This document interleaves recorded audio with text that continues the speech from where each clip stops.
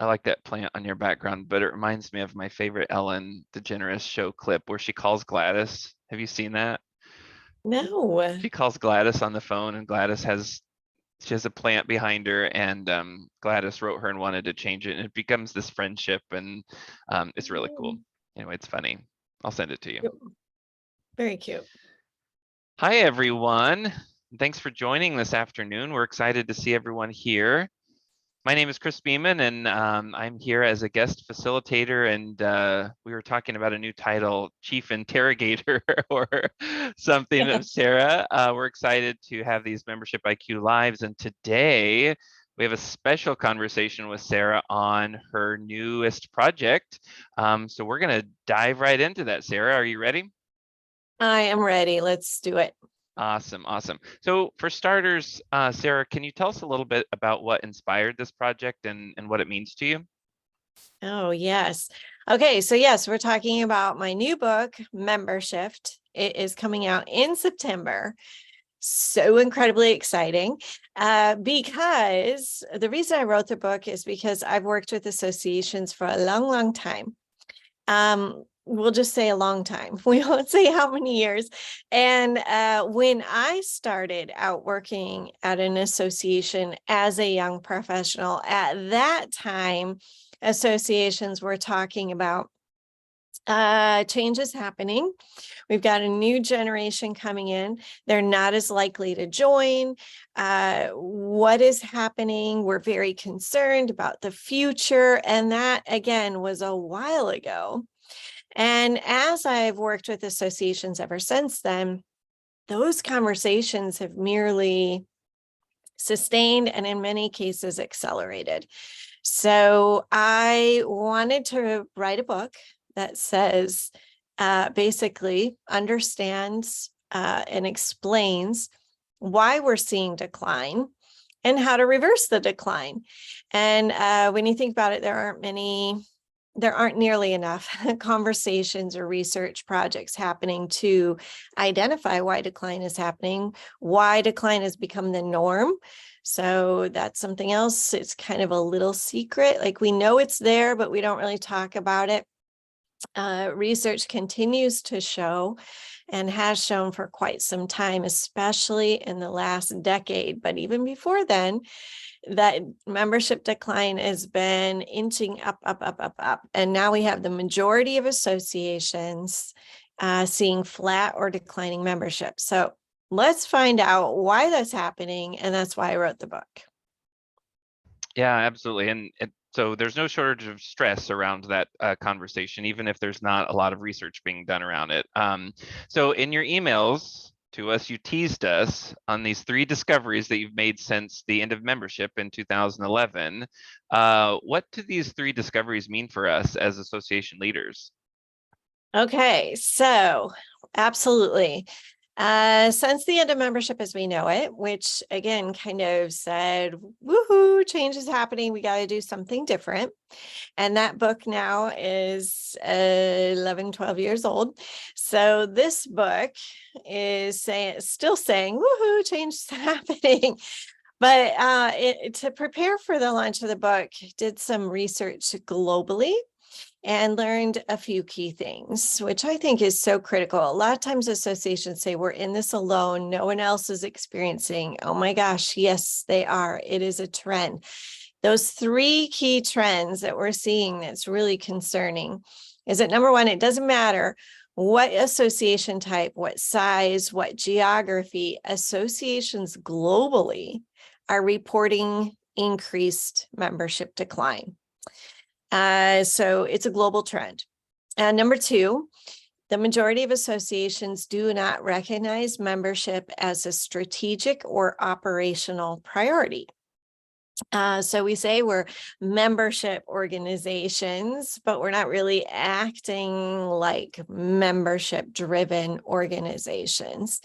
And number 3, again, globally widely reported, is the fact that the majority of associations are struggling to engage younger generations.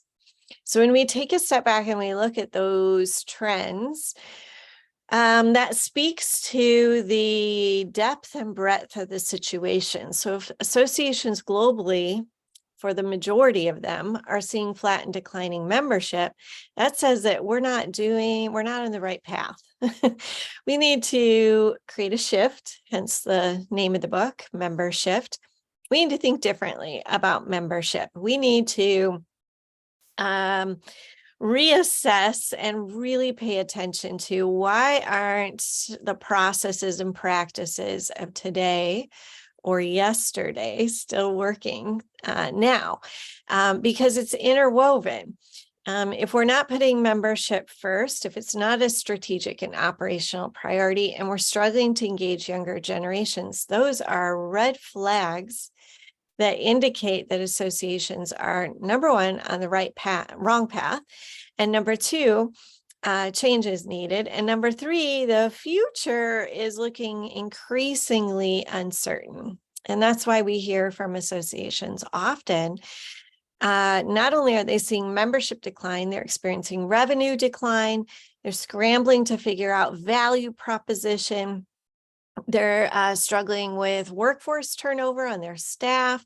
They're having tugs of war, and we're hearing more from associations. There's organizational culture issues. Board and staff are disagreeing. Like, all of these things contribute to a bigger picture and indicate that change is needed now. So what I'm hearing you say is, we had someone write in a comment in their registration, word for word, and of course we don't use names here, but the word for word read, "We have not even started," in asterisks, "to consider the future member." So what I'm hearing you say is that this book is for that association. 100%. Yes. We got to start. Yeah.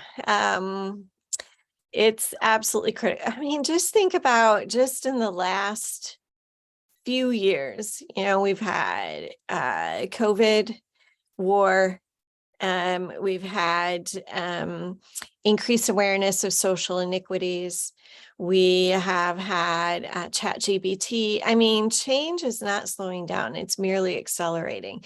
And that's constantly rewriting the future of your organization. It's influencing change, whether you're ready for it or not.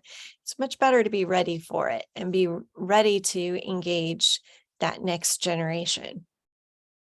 So take us a little bit into your thought process on the title, because the title suggests that you're looking for membership associations. You're looking to help membership associations see, facilitate, and really execute on a massive shift in their approach to membership. So can you give us a little bit of insight around the content of the book itself and why you chose this title and what it means for the project? Yeah.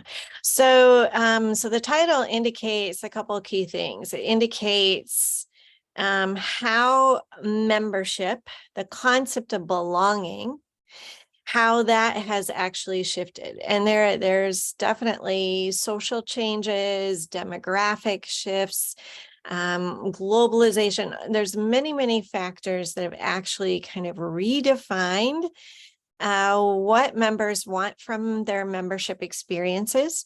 So there's that shift that's happening, kind of the social change shift.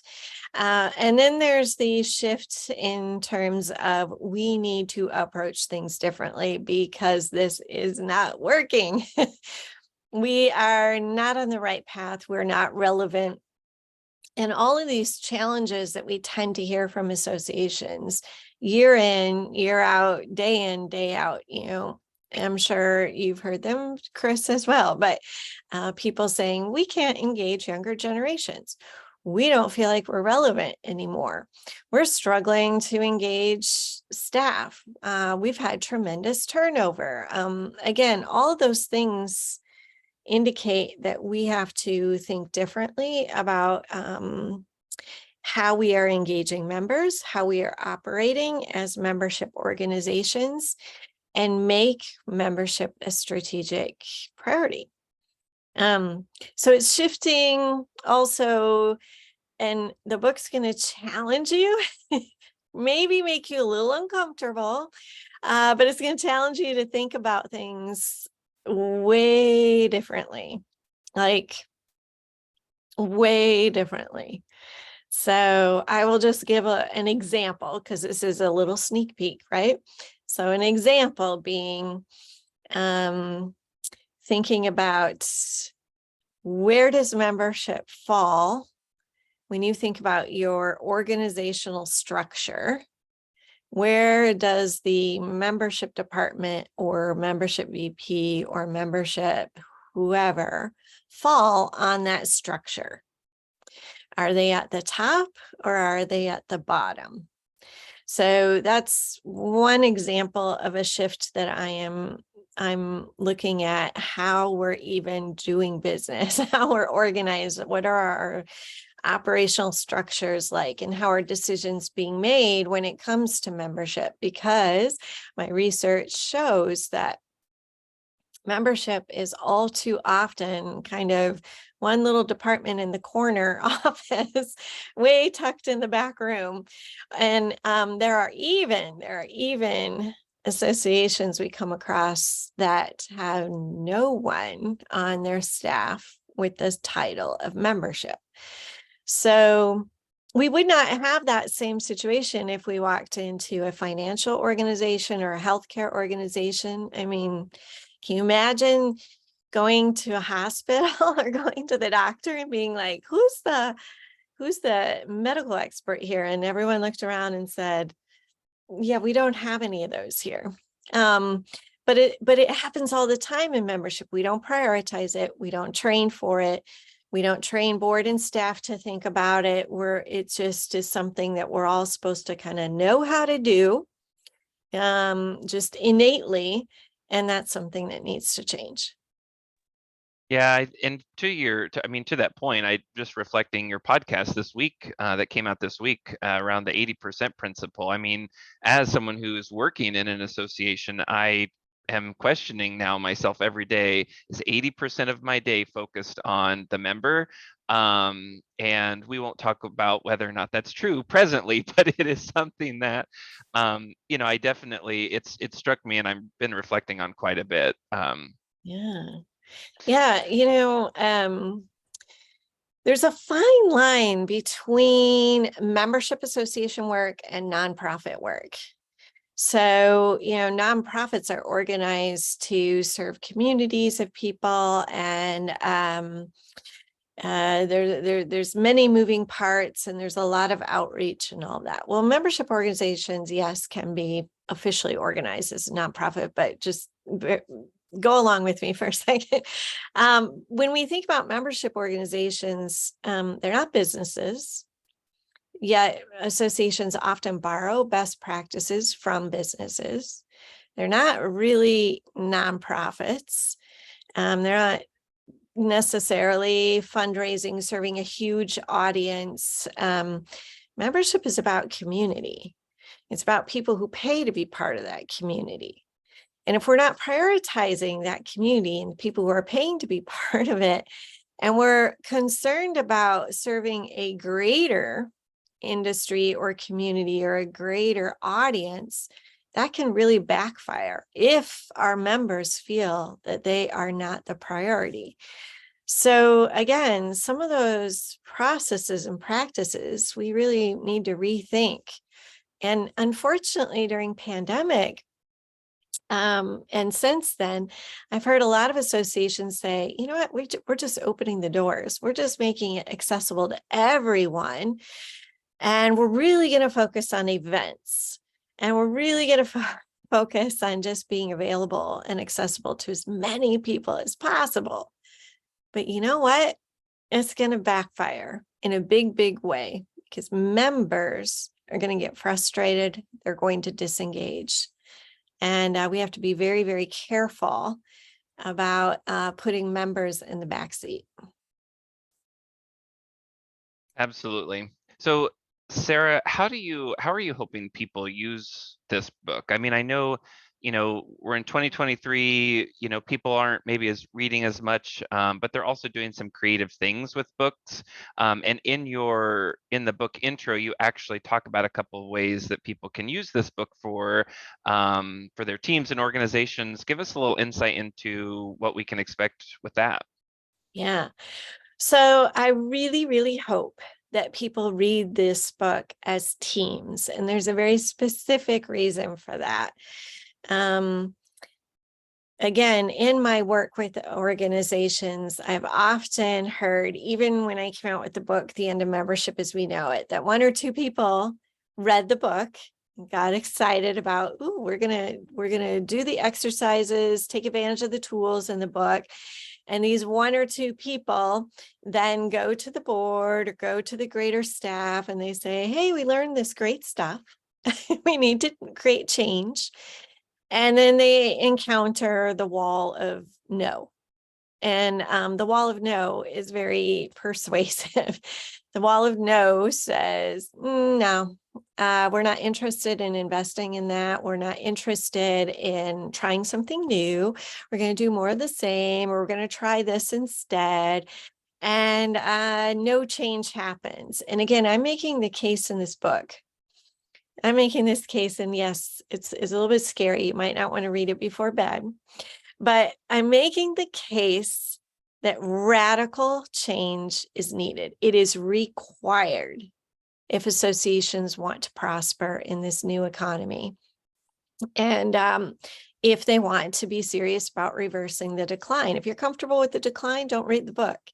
But if you want to grow your community, have greater influence, and be sustainable for the next 100 years, read the book. But that requires doing so as a team. So it is my hope. And the book is divided into chapters which follow, there are discussion points that follow, exercises and tools that follow.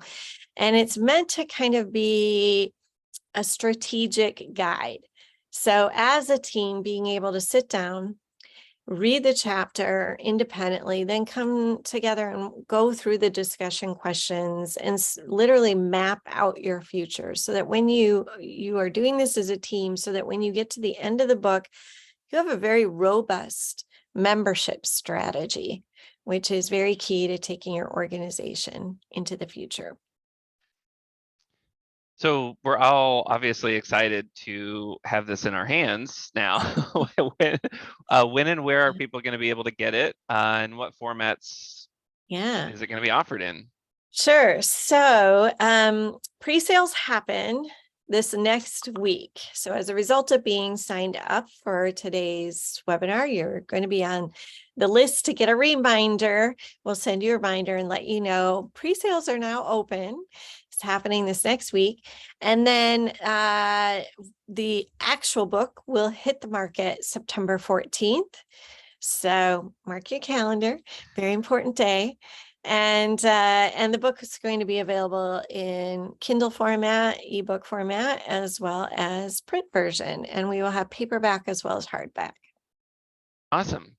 Mm-hmm. Awesome. Fantastic. Oh, and I should note, we're very, very excited to be teamed up with a publisher that has international publishing contacts and reach. And so we already have, I'm so excited, we already have a huge book order coming in from Australia. So, and we'll be able to print right in Australia. So if you're from another country, not to worry, the book will be available.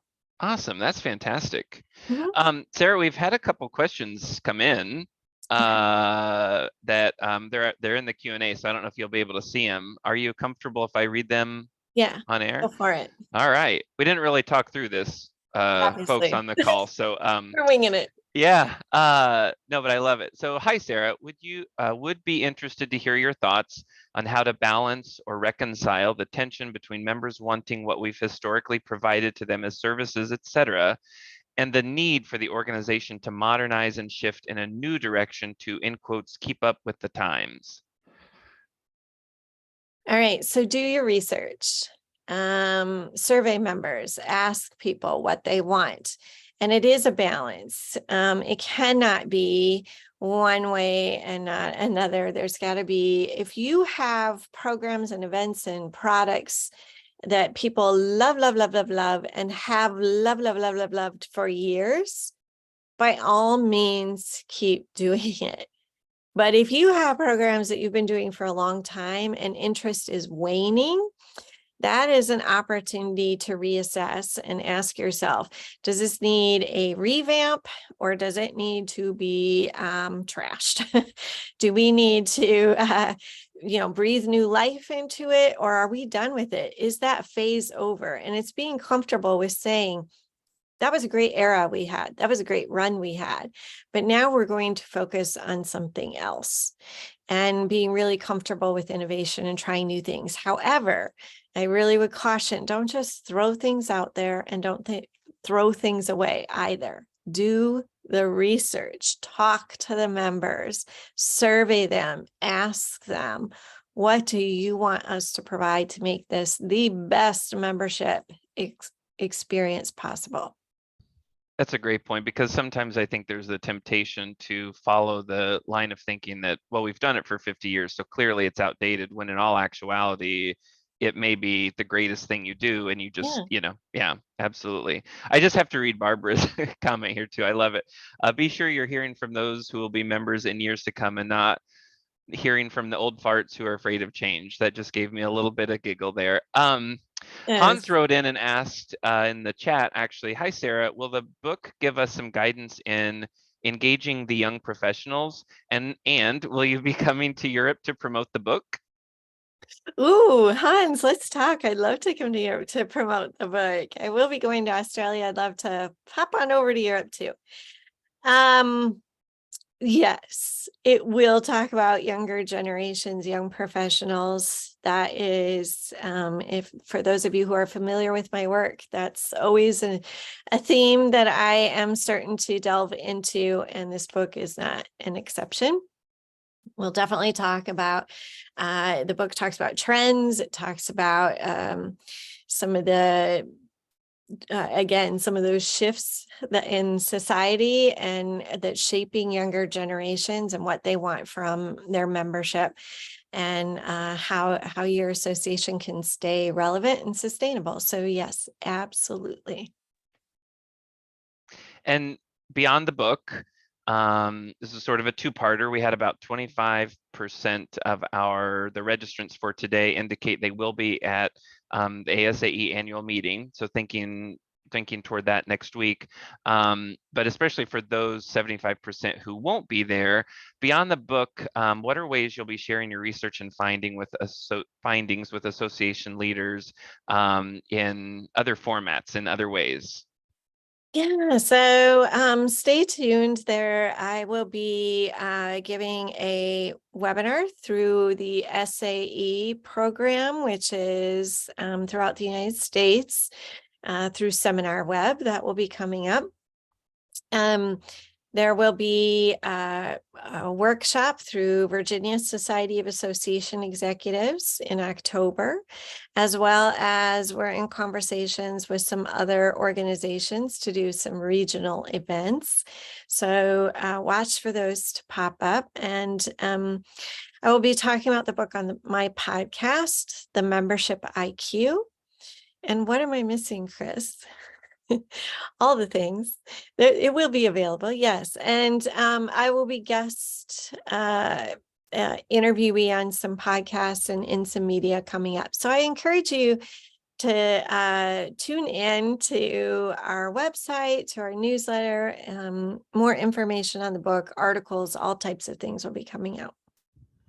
And Sarah, we're all, all online and doing all this hybrid stuff now. Is there any plan for any additional coursework or anything that is going to align with the book and maybe even offer CAE credit? Yes. Yes, absolutely. It's not going to be available right away in September when the book comes out, but later this fall, we will be doing a series of courses, online courses, and yes, available for CAE credit. So for those of you who are interested in that, you can check that out as well. We're going to do our best to make this as accessible as possible and to be able to provide continual guidance, answer questions. So, as you read the book or as you are wanting more information, let us know. You can always reach out to hello@sarahsladek.com and send your suggestions or feedback. We'd love to hear from you. Thanks, Sarah. Last question. I've got a hello from the Quad Cities near your old stomping grounds. Could you please repeat the book release dates? September 14th is when it actually hits the market. But this next week, we will be announcing pre-sales of the book. So stay tuned for that. You can at least sign up so you're all set to go come September 14th. Awesome. Thanks, Hi, Sarah. Quad City. Yeah. All right, Sarah, not to put you on the spot, but we've got some hardworking fellow association leaders who are in the trenches out there. Any last bits of wisdom, advice, inspiration, empowerment to share with our folks? I do have one because I met with someone for lunch, an association executive yesterday, and he said, okay, Sarah, I'm going to read the book, don't worry.